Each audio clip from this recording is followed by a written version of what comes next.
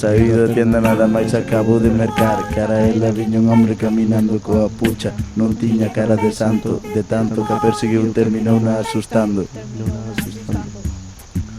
A medida que os dous foron avanzando, o langrán pouco a pouco ela foise acercando. De casualidade meteuse nunha rúa sen saída. Vaya, o home atacouna de maneira decidida. Cando a situación estaba peor, ela foi capaz de vencer ao seu temor. Enfrontouse ao acosador e saiu da rúa maior. Logrou escapar. Par de minutos despois ao 016 tuvo que chamar ao 016, ao 016, ao 016. Marchou moi nerviosa con esta historia para contar. Con máis difusión estas cousas poderían cambiar. Ao 016, ao 016.